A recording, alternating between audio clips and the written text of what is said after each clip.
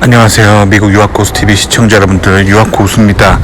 저는 지금 일본의 도쿄에 있는 나리타 공항에 와 있습니다. 도쿄 인근에는 공항이 두 개가 있죠. 하네다 공항 그리고 나리타 공항이 있습니다. 둘 다 국제공항이에요. 제가 지금 나리타 공항에 와 있는 이유는 제가 최근에 이제 말씀드렸던 것처럼 한국에 가고 있습니다. 그런데 일본을 경유해서 가고 있어요. 일본을 경유해서 직항도 있는데요. 직항보다 거의 한 100만원 정도 싼 표를 찾아내가지고 제가 지금 크리스마스 시즌이어가지고 일본을 경유해서 가고 있어요. 일본 경유해서 가니까 굉장히 싸더라고요. 여러가지 이유가 있겠지만 그만큼 미국에 한국인이 많이 산다는 얘기예요. 그러니까 크리스마스 시즌에 미국에서 한국 가는 직항 비행기는 일본 가는 거에 비해 거의 지금 100만원이 더 비싼 상황인데 일본을 경유해서 가면 훨씬 싸더라고요. 근데 일본에서 이제 제가 인천공항 가는 티켓을 또 끊었죠. 한 대충 30만원 정도 하죠. 그래서 결국에는 한국행 직항 비행기보다 한국 돈으로 약 70만원 정도 싸게 가게 됐습니다. 그래서 제가 일본에 이제 이따 가는 거예요. 70만원이면은 한국에서 그걸로 아주 재밌게 놀 수 있겠죠. 70만원 세이브 했습니다. 그래서 이런 식으로 뭐 그런 거야. 근데 어쨌든 일본에 오랜만에 또 왔습니다. 미국 살면서 일본 자주 와요. 저는 항상 말씀드리지만 미국 실리콘밸리에서 테크 기업에 종사하면은 일본에 올 일이 굉장히 많습니다.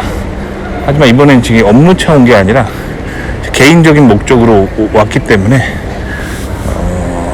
그런 거죠. 제 돈 내고 내 돈 내산 해가지고 비행기 표를 끊어서 왔습니다. 그래서 제가 한국에 가는 이유는 올해 12월과 1월에 한국에서 일하려고 그런 겁니다. 항상 말씀드리면 미국은요, 회사에 출근을 안 해도 돼요. 집에서 일해도 됩니다.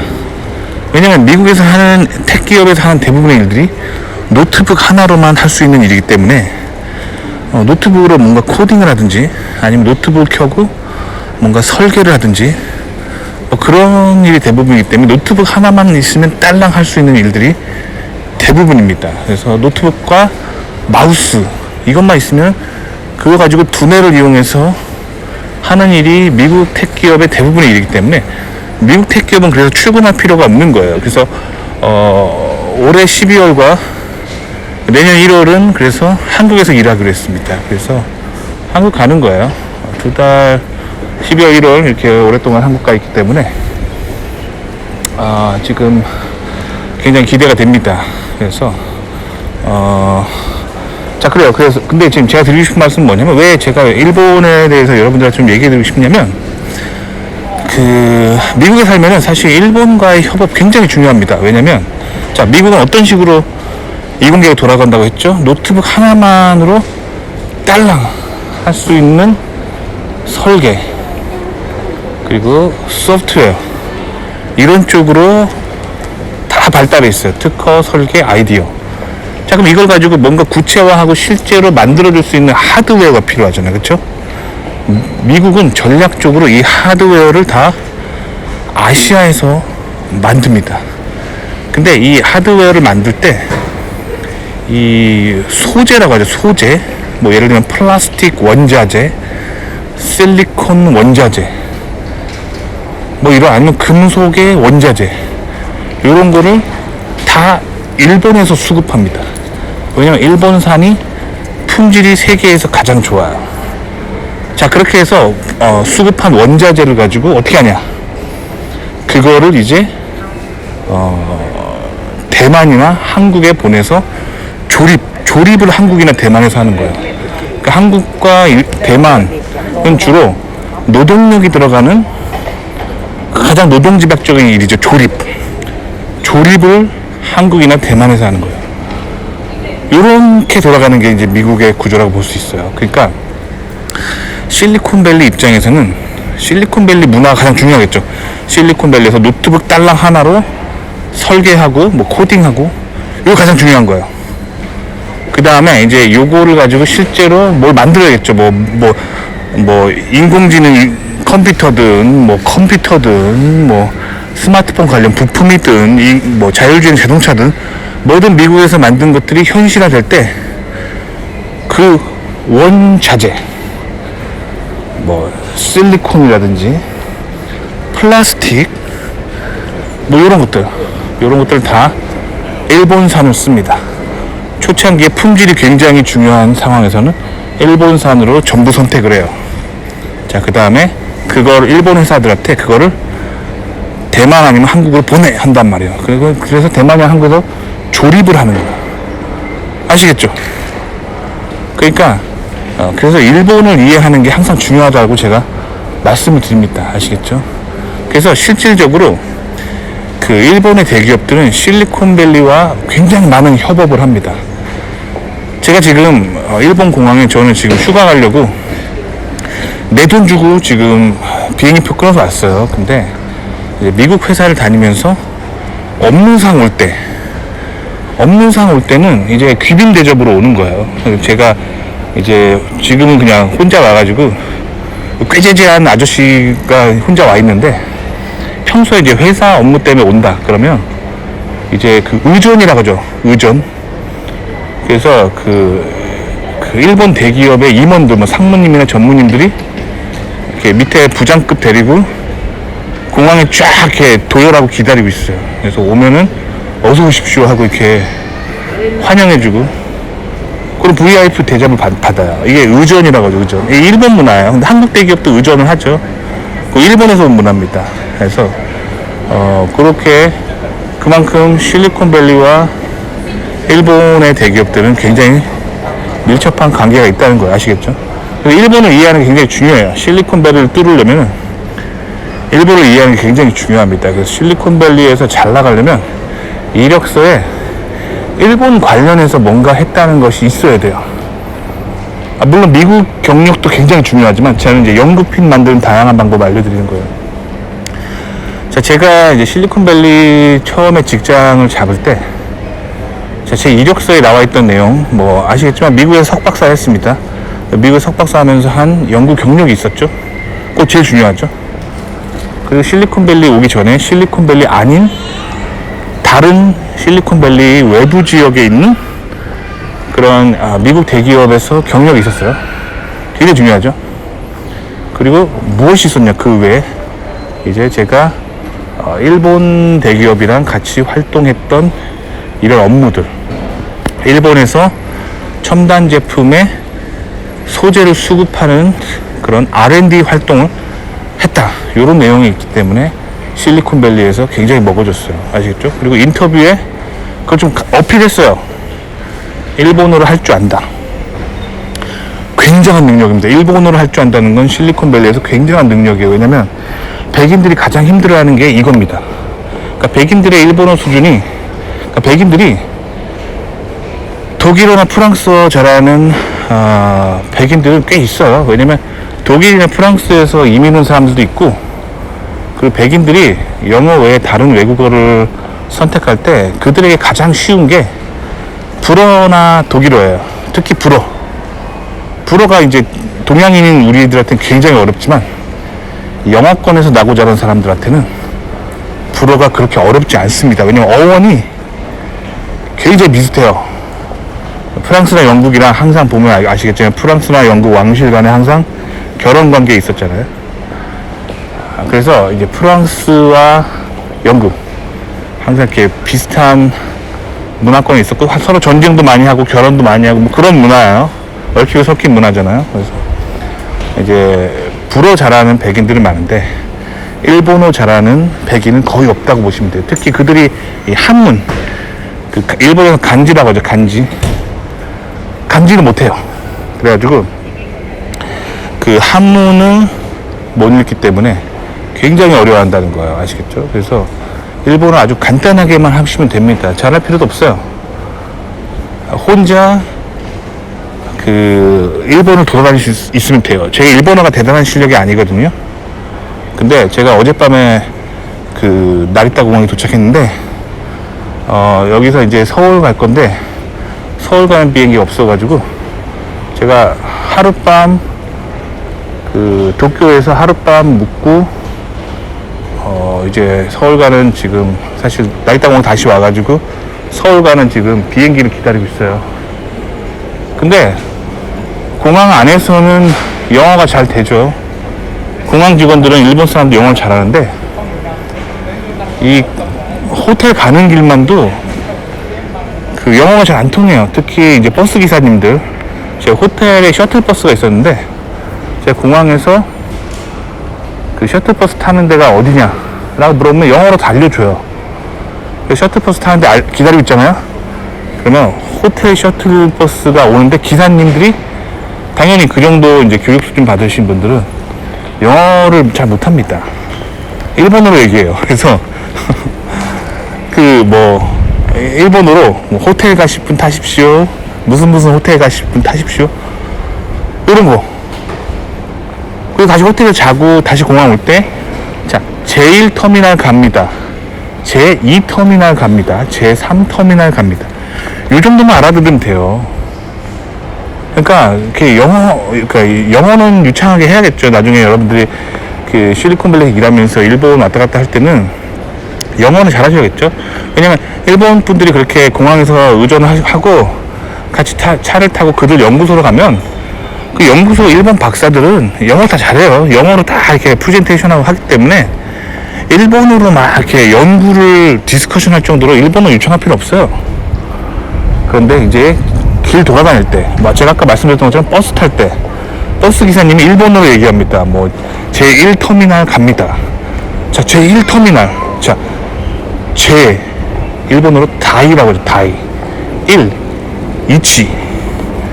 터미널은 이제 일본 발음으로 터미나루라고 하죠. 그러니까 뭐 다이 이치 타미나루 이키마스 이렇게 얘기합니다. 그것만 알아두면 돼요. 그건 아주 간단한 이런 요 정도 일본어만 할 줄 알면은 충분히 적응이 되는데 미국인들이 욕을 못해요. 그래가지고 미국인들이 혼자 이렇게 어디 일본 출장을 못 다닙니다. 그래서 항상 그 일본 대기업의 통역이 항상 있어야 돼요. 그래서 그 일본 대기업이 이렇게 사람을 항상 붙여가지고 공항에 마중 나오게 해가지고 그렇게 해가지고 막 데리고 다니는데 이러면 행동에 굉장히 제약이 있죠. 반면에 이제 혼자 일본에서 지하철 탈 수 있다. 그리고 혼자 뭐 JR 패스 같은 거 끊어가지고 혼자 막 도쿄에서 오사카까지 뭐 혼자 갈 수 있다. 이게 엄청난 능력이에요. 별거 아닌데 엄청난 능력입니다. 그래서 그 이런 능력이 있다면 그 미국의 이런 소재 연구소들을 자유자재로 왔다가 할 수 있으면서 이 미국인들을 압도하는 능력이 거기서 나오는 거예요. 아시겠죠? 그러니까 제가 일본어를 그렇게 잘하지 않습니다. 그냥 뭐 공항에서 뭐 도쿄역 가고 싶은데 지하철 어디서 탑니까? 뭐 지카테츠노 노리바 도코니 아리마스까? 뭐 이 정도만 할 줄 알면 돼요. 지하철역의 탑승장은 어디입니까? 아시겠죠? 이 정도만 할 줄 알면 돼요. 엄청난 능력입니다. 아시겠죠? 요게 안 돼가지고 미국인들이 일본 출장을 보내놔도 쩔쩔맵니다. 쩔쩔매요. 굉장히 힘들어요. 그러니까 미국인들을 압도적으로 이길 수 있는 포인트가 나오는 거예요. 그래서 실리콘밸리에서 잘 나가는 한국인들은 거의 대부분 일본어를 할 줄 알아요. 일본 통들입니다. 아시겠죠? 그래서 일본의 그런 지리 같은 거 다 알아요. 아시겠죠? 요게 능력이라니까요. 그래서 제가 왜 안타까웠냐면 한국에서 여러분들 TV만 틀면 맨날 뭐라고 나오냐면 반일 맨날 그 한 100년 전쯤에 뭐 일본 사람들이 잘못했던 거를 계속 들춰내죠. 그러면서 계속 일본이랑 멀어져야 된다라고 막 주장하잖아요. 그런 상황에 빠지면은 그래서 가난해집니다. 더 못 살게 되고 하는 일이 망하는 거예요. 그래서 제가 항상 강조드리는 거예요. 아시겠죠? 별다른 이유가 있는 게 아니라 여러분들을 잘 되라고 항상 얘기하는 겁니다. 아시겠죠? 그래서 반일 감정에 빠지면은 여러분 그런 스탠스로 미국에 오시면 큰 손해를 봅니다. 아시겠죠? 반면에 일본에 활짝 열려있는 마인드를 가지고 있다면 미국에서 큰 이득을 봅니다. 아시겠죠? 그러니까 이 쓸데없는 반일 감정에 휘말리지 마시고요. 그 역사적으로 왜 한국에 반일 감정이 있냐면 그게 일본의 식민 통치 때문에 그렇다고 생각하지만 그렇지 않아요. 식민 통치 전부터 반일 감정이 있었습니다. 한반도에. 누가 한반도에 반일 감정을 불어넣냐면 러시아 공산당들이 항상 한반도에 첩보원들을 보내가지고 반일 감정을 뒤에서 이렇게 부추깁니다. 왜냐면 한국 사람들이 원래 역사적으로 일본 사람들이랑 친하게 지내고 계속 교류를 했어요. 그 삼국시대의 역사를 보시면 알겠지만 백제 유민들이 일본으로 건너가서 일본을 세웠잖아요. 당연히 그래서 한반도랑 계속 교류가 있었어요. 요걸 알고 러시아 공산당들이 그 조선 사람들의 민족주의를 자극해가지고 자꾸 일본이랑 멀어지게 만드는 거 계속 그렇게 조작하는 거예요. 그래서 지금도 그러잖아요. 지금도 반일 감정에 일으키는 세력들은 다 좌파예요. 아시겠죠? 좌파에 빠지면 그래서 가난해집니다. 하는 일이 더 망하게 되는 거예요. 아시겠죠? 그러니까 미국에 오셔가지고 여러분들이 실리콘밸리도 진출하고 한자리 하고 세계를 이끄는 리더가 되고 싶으면 일본어를 공부하십시오. 항상 말씀드리죠. 일본에 닫힌 마음을 가지고 있다면 실리콘밸리에서 여러분들이 그 미국의 백인들에 비해서 영어도 유창하지 않죠.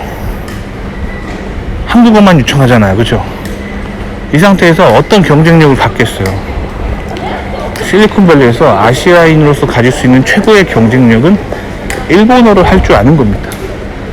아시겠죠? 일본에서 혼자 지하철 탈 수 있고, 뭐 JR 신칸센 혼자 탈 수 있고, 혼자 도쿄에서 오사카까지 돌아다닐 수 있고,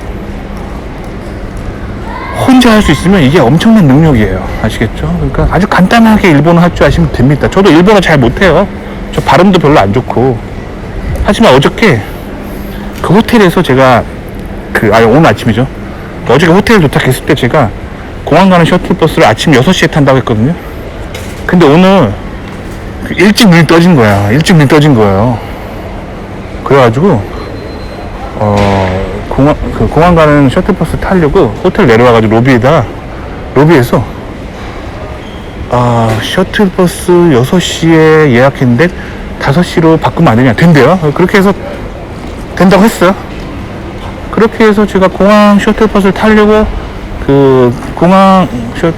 호텔 앞에 있는 셔틀버스 승차장을 갔는데 불싸 이 셔틀버스 아저씨가 영어를 못해요. 그때부터 일본어 하는 거죠. 안 되는 일본어지만 아주 간단하게 얘기했어요. 어저께 제가 6시에 버스 타려고 예약했지만 5시에 타도 괜찮습니까? 기노 버스を6時に予約しますけど5時大丈夫ですか? 뭔가 되게 일본어 발음도 구리고 일본어 좀 할 줄 아는 사람 제 발음을 듣고 발음 구리네 저 사람. 문법도 조금 구린데? 뭐 이러겠죠. 하지만 전혀 문제 없어요. 이 정도 하면은 버스 기사 알아들었어요. 어제 6시에 예약하신 분이군요. 5시에 근데 타셔도 문제 없습니다. 그냥 커뮤니케이션 되면 끝이에요. 이 정도만 할 줄 알면 된다는 거예요. 아시겠죠? 일본어를 그렇게 유창하지 않아도 돼요. 일본어 능력 증명하기에 막 점수가 있어야 되고 그런 거 아닙니다. 여러분들이 그런 생각 가지고 있는 건 한국에는 일본어 잘하는 사람 많아요. 그래서 한국 대기업 들어갈 때 일본어로 이렇게 뭔가 포인트를 따내려면은 겁나 잘해야 돼요. 아시겠죠? 한국에서는 일본어 잘하는 사람이 많아가지고 무슨 일본어 시험 점수가 엄청나게 좋아야지만 막 이렇게 하고 안 그러면 명함도 못 내밀죠. 미국에서는 일본어 할 줄 아는 사람이 없어요. 아시겠죠? 제가 예전에 그 백인 동료들이랑 그 같이 일본의 그 큰 대기업 연구소를 같이 간 적이 있었거든요. 갔는데 같이 갔던 그 일본 동료들이 그 같이 그 일본 그 직원들이 그 밥을 사준다고 그 굉장히 고급 일식집에 데려갔어요. 같이 밥을 먹고 있는데 옆에 있던 그 백인 동료가 화장실에 가고 싶은 거예요. 저한테 화장실 어디 가야 되냐 막 물어보는 거예요. 아주 간단한 일본어인데 오테하라이와 도코니아리마스까, 화장실은 어디 있습니까? 이렇게 그 종업원한테 일본어로 간단하게 해주면 그때부터 이 백인들이 오, 저 일본어 할 줄 아네. 이게 그 한국에서 일본어 조금이라도 공부하신 분들은 아주 간단한 회화인데 요거 가지고 이 백인 동료들이 와우 한다는 거예요. 그래서 그 백인 친구가 그때 이제 저희가 업무 연구 다 보고 미국으로 돌아가면서 그러더라고요. 너는 굉장히 대단한 스킬을 가지고 있다. 네가 이 일을 하면서 그렇게 일본어를 할 줄 안다는 게 너의 커리어에 정말 좋을 것 같다. 자기도 일본어를 공부하려고 해봤는데 한문이 너무 어렵다. 한문이 이게 진짜 모르겠다. 그러니까 예를 들면 석삼자나 우물정자, 뭐 윗상자 이런 건 쉬운 한자잖아요, 그렇죠? 그 일본은 쉬운 한자인데 조금 어려운, 조금 더 복잡하게 가는 거 있잖아요. 뭐 예를 들면 움직일 동자 같은 그런 한자, 바다해 이런 거는 이제 백인 친구들한테는 쥐약이라는 거. 진짜 어렵대 그게. 근데 움직일 동 바다해 뭐 요런 거 정도의 한문은 한국인한테는 껌이잖아. 우리는 뭐 어렸을 때부터 그런 거 한국에서 막 이렇게 한문 같은 거 배우잖아요, 그죠? 그러니까 이게 굉장한 어드밴티지라는 거예요. 아시겠죠? 그래서 이제 제 채널에 최근에 그렇게 물어보신 분이 있어요. 왜 항상 이렇게 그 일본을 강조하시냐고. 자기는 영어 외에 뭐 이제 불어나 뭐 독일어를 좀 하고 싶은데 어떻게 생각하시냐고. 독일어나 불어 해도 괜찮아요. 근데 제가 드리고 싶은 말씀은 백인 중에 독일어나 불어를 할 줄 아는 애들이 꽤 있어요. 그렇기 때문에 큰 메리트가 되진 않는다는 거예요. 하지만 이 미국에서 일본어를 할 줄 안다는 거는 굉장한 능력이에요. 아시겠죠? 그리고 같은 이민자 출신으로서 이제 그 영어가 그 외국인으로서 미국에서 여러분들이 만날 수 있는 그 사람들 중에 이제 중국인이나 인도인들이 있죠. 근데 인도인들은 영어를 거의 모국어처럼 합니다. 왜냐면 그 영국의 식민지였잖아요, 인도가. 그래서 학교 공교육을 다 영어로 해요. 그래서 인도 사람들이 인도 특유의 억양 그런 게 있어서 그렇지, 읽고 쓰는 능력, 읽고 쓰고 듣는 능력은 그 네이티브 모국어를 영어로 쓴 사람이랑 거의 동일합니다. 반면에 이제 말할 때 약간 인도에서만 영어를 했기 때문에 인도 액센트가 있을 뿐이죠. 그러니까 영어를 이미 잘하는 외국인들이에요, 그 사람들은. 아시겠죠? 중국인들은 이제 보통 영어만 잘해요. 다른 외국어를 잘 못합니다. 왜냐면 이 중국어가 그 아시아에서 그 만다린이라고 하잖아요. 중국어 만다린이잖아. 만다린 뜻이 뭐냐면 모든 사람과 통한다, 모든 사람과 친구다라는 뜻이에요. 그러니까 그 아시아에 보편적으로 쓰이는 언어라는 뜻이에요, 중국어 그 만다린이라는 말이. 그래서 중국어만으로도 웬만한 아시아 국가랑 다 커뮤니케이션이 되기 때문에 일본어를 할 줄 아는 중국인은 거의 없습니다. 아시겠죠? 반면에 여러분들이 일본어를 공부해 보시면 알겠지만 일본어와 한국어는 사투리 관계예요. 그러니까 제가 서울 사람이거든요. 서울에 나오지 않았는데 제가 제주도로 가면은 대부분의 말은 알아들을 수 있지만 거의 한 20%에 30%의 언어는 못 알아들어요. 뭐 예를 들면 혼자 없어 얘 같은 걸 처음 들었을 때 그게 환영하는 말인지 몰랐어요. 그냥 혼자 네가 와라 그런 뜻인 줄 알았어요. 그러니까 이게 방언이 이렇게 서울과 멀어질수록 조금 이런 관계가 있는 거잖아요. 근데 제주도 사람들이랑 쓰시마, 저 대마도 사람들, 일본 대마도 사람들이랑 어느 정도 어휘가 통합니다. 근데 그러면서도 서로 잘 못 알아듣고 이런 관계가 있어요. 근데 대마도 일본어랑 또 뭐 큐슈 같은 사람들이랑 서로 잘 못 알아들어요. 그리고 또 큐슈랑 도쿄랑 또 서로 잘 못 알아듣고 이렇게 점점 멀어지는 거야, 언어가. 그러니까 사실은 그 일본 사람들이 한반도에서 건너간 사람들이라는 거죠. 하지만 오랫동안 교류가 끊어지고 서로 전쟁도 여러 번 하면서 이제 말이 완전히 멀어져 버렸다는 거죠. 방언의 관계예요. 사투리의 관계예요. 일본어랑 한국어는. 그래서 해보시면 알겠지만 일본어를 굉장히 비슷합니다. 굉장히 비슷해요. 아시겠죠? 그래서 금방 배울 수 있습니다. 그래서 항상 저는 여러분들한테 일본어를 강조드립니다. 아시겠죠? 일본어로 군대 뭐라 하냐? 군대? 군대? 군다이. 되게 비슷하죠? 군다이. 도서관 뭐라 하냐요? 토쇼칸. 굉장히 비슷하죠? 굉장히 비슷합니다. 이렇게 왜 그러냐면 그 같은 한문을 쓰기 때문이에요. 한문 한자로 똑같은데 그거를 일본 사람들이 읽는 방식과 한국 사람들이 읽는 방식이 그 사투리 관계로 발음이 살짝 틀어졌기 때문에 그러는 거예요. 거의 비슷한 그런 언어 체계를 가지고 있습니다. 그래서 그 제 친구 중에 부산 친구가 있어요. 부산 친구. 근데 일본어 중에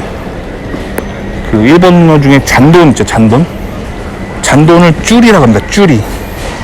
잔돈을 쭈리라고 해요. 근데 부산에서도 잔돈을 쭈리라고 합니다. 그래서 이 부산 친구가 슈퍼마켓에서 뭘 사고 그 아주머니한테 그 아줌매 쭈리 있습니까? 못 알아들었어요. 뭐, 쭈리가 뭐야? 했더니 부산 친구가 얘기해 주더라고요. 잔돈. 그런데 일본어에 나중에 일본에 갔는데 일본에서도 쭈리 잔돈이라는 뜻입니다. 아시겠죠? 굉장히 비슷하죠? 그러니까 이게 계속 일본이랑 그 한국어 속에 남아있는 어휘가 비슷한 것들이 굉장히 많아요. 그리고 어순도 거의 똑같고 일본어는 한국인이 배울 수 있는 가장 쉬운 외국어입니다. 그러니까 저는 그 실리콘밸리 살아가면서 80% 정도의 영어와 20% 정도의 일본어 이렇게 외국어에 시간을 쏟아붓고 있어요. 도움이 되셨기 바랍니다.